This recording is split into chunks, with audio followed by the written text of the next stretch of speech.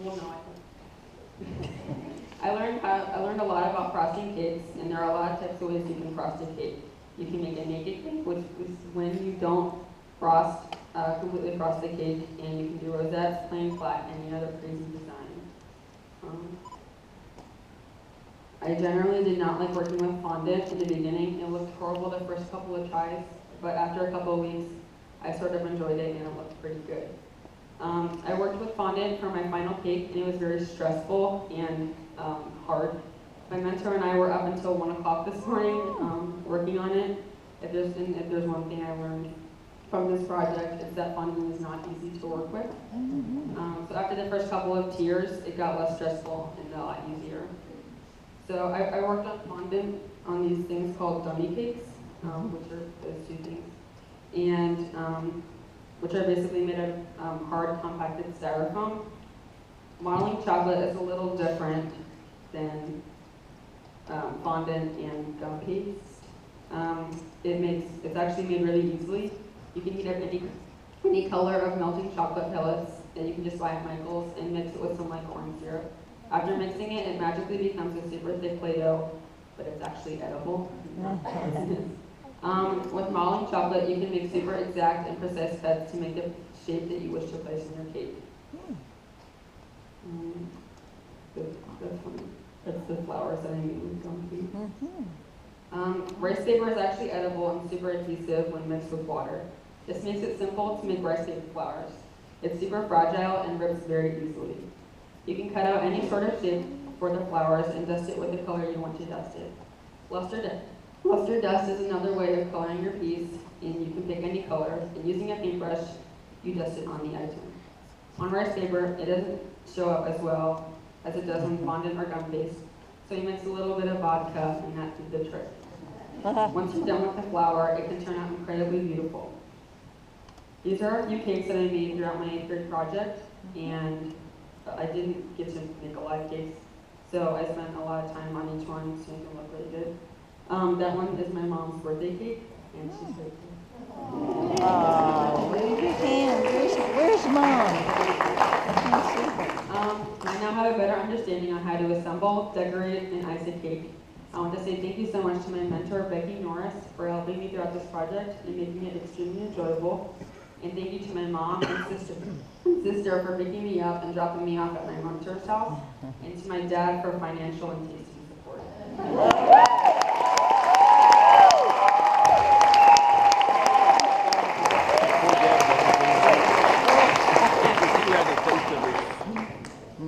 Hi everyone, my name is Zoe, and for my 8th grade project, I learned aerial silks.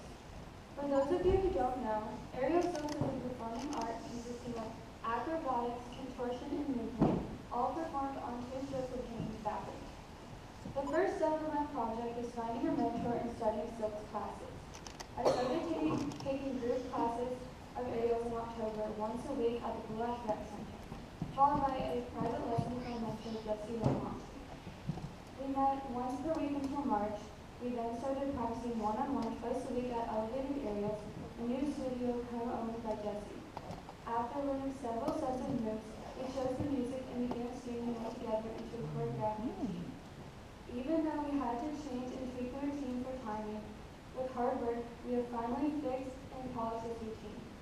I would like to thank my mentor, Jessie Lynn Monty, for all your help and support throughout this process. I truly couldn't have done it without you. And I'd like to thank my mom and dad for driving me across town here so I can make this possible. I hope you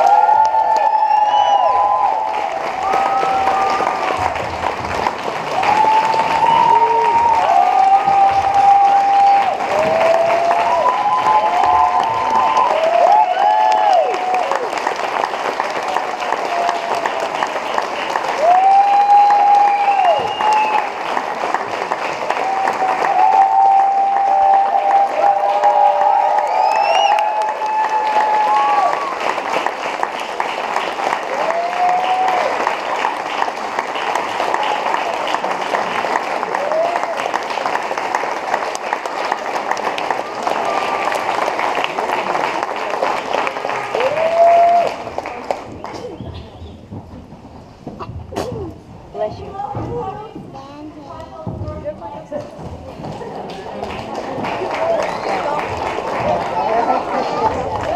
Oh, there. That was very nicely done.